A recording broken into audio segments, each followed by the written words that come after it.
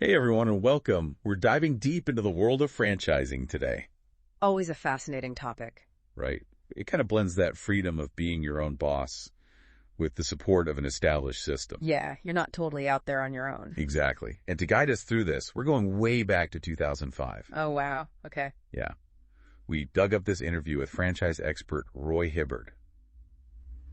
It's amazing how relevant his insights still are. 2005, that's almost 20 years ago. I know, right? Like they didn't even have the iPhone back then. But So true. But seriously, some things never change, especially when it comes to the fundamentals of good business. Absolutely. And one thing that struck me about Hibberd was how he just cuts to the chase, Straight shooter. Totally. Like he doesn't sugarcoat it.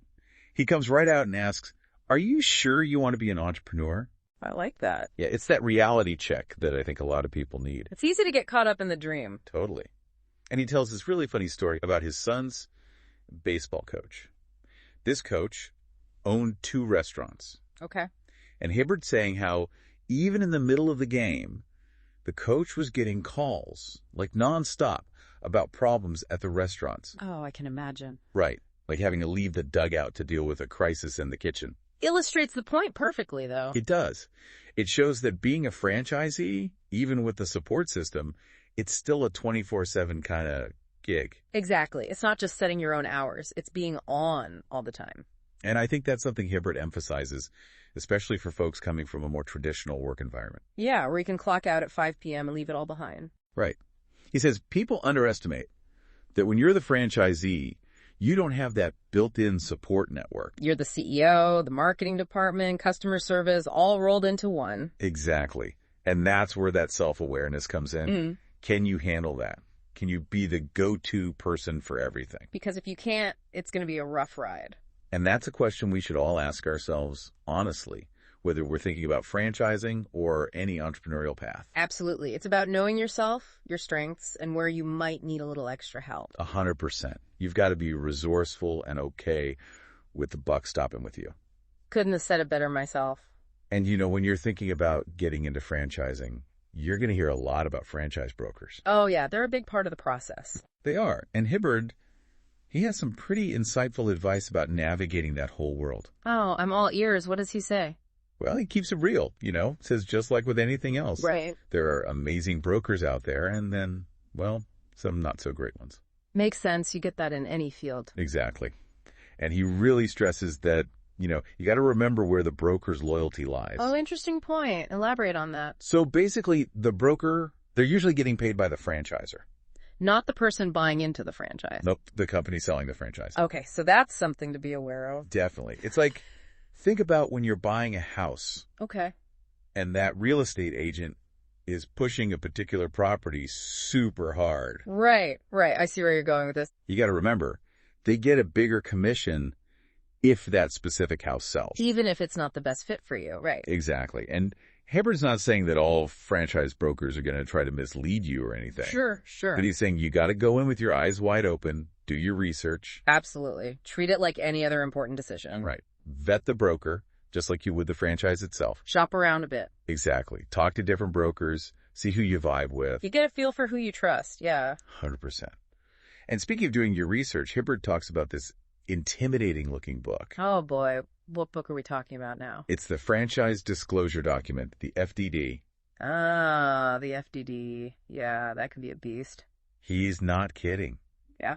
But he's adamant that this document, it's like the key to making smart decisions. It's got all the nitty-gritty details, everything you need to know before you sign anything. So it's essential to actually read it. Absolutely. Don't just let it sit on your desk. No skimming. Definitely not.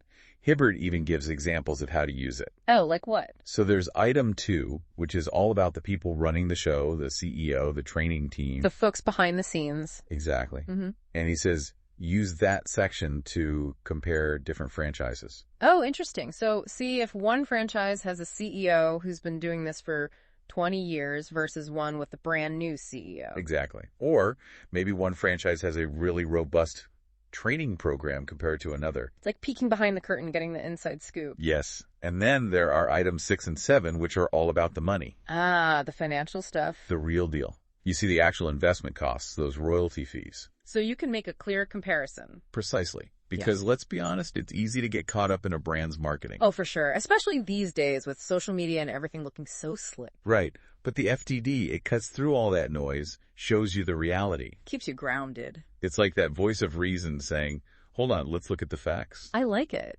The FTD, your voice of reason. And while you're digging into that STD, Hibberd throws out another gem. Okay, I'm intrigued. Another gem, you say? This one's about going straight to the source, kind of like we are with this 2005 interview, but a little different. All right, lay it on me. He says, talk to the exes. The exes. Is he talking about, like, relationship exes? Not quite. Though maybe there's a lesson in there, too. Yeah. I mean, it's the folks who've been there, done that with the franchise you're eyeing. Former franchisees. Now that's interesting. Right. We was here about talking to current franchisees, but... Which is important, of course. Totally. But the former ones, they've got that insider knowledge. They've seen the good, the bad, and everything in between. Exactly. They can tell you if those glowing testimonials are the whole picture or just a carefully curated snapshot. It's like they've read the reviews and lived to tell the tale. Exactly. And Hibberd even says, don't be afraid to get a little creative with finding them. Like a business detective. Pretty much. Yeah. Online resources, local business groups. He even suggests checking with chambers of commerce. Wow. Going the extra mile. Because remember, not all departures are bad breakups. Right. Sometimes it's just circumstance, like they moved or wanted to try something new. Exactly. It's all about context, Yeah. right? So when you do connect with these franchise exes, what kind of questions should you be asking? Yeah. Hibberd suggests cutting right to the chase. The financial realities. Should they actually make money? Yeah. Did those profit projections from the franchisor match up with their experience? Because those numbers can make or break it. Absolutely. And beyond the financials, dig into the support system. How hands-on was the franchisor? Exactly. Did they feel supported, or were they left to figure things out on their own? It's like, were they there for the good times and the tough times? It's all about the partnership aspect. Right, because that's what franchising is, a partnership. And this next bit from Hibberd, it's about setting the terms of that partnership. Oh. How so? He says, don't be afraid to negotiate the franchise agreement. Wait, really? I thought those were pretty much set in stone. That's what a lot of people think. But Hibberd says there's often more wiggle room than you'd expect. Now that's empowering. It is. But he does throw in a word of caution. Oh, okay. I'm listening. If a franchisor is super eager to negotiate those big things, like royalty fees up front. Could be a red flag. Exactly. Like, why are they so willing to budge on that? Makes you wonder. That's sense. But in terms of what you can negotiate, he gives some good examples, like aligning the length of your franchise agreement with your lease. So you're not locked into a longer franchise agreement if the lease doesn't work out. Exactly. Protects you from being stuck. Smart. Any other examples? Renewal fees. Sometimes you have to pay to renew that franchise agreement after the initial term. Right. Hibberd suggests seeing if those can be waived up front. Could save you a bunch down the line. It's all about being proactive, advocating for yourself. Exactly. It's a business deal, so treat it like one. Be informed, be assertive, and make sure the agreement makes sense for you. It's about finding that win-win where both the franchisee and the franchisor feel good about the partnership. Couldn't have said it better myself. And, it's amazing how much of this wisdom from 2005 still holds up. Right. It just shows the fundamentals of good business, they stand the test of time. Absolutely. So whether you're just starting to explore franchising or you're deep in the FDD trenches, remember that self-awareness, due diligence, and clear communication, those are your keys to success. And don't be afraid to ask the tough questions, even if it means going all the way back to 2005 for advice. That's right. Sometimes the best insights come from unexpected places. Well, folks, that wraps up our deep dive into franchising, guided by the wisdom of Roy Hibberd. We hope you found it insightful, maybe even a little inspiring. If you did, hit us up on social media, tell us your takeaways. We love hearing from you. Until next time, happy franchising.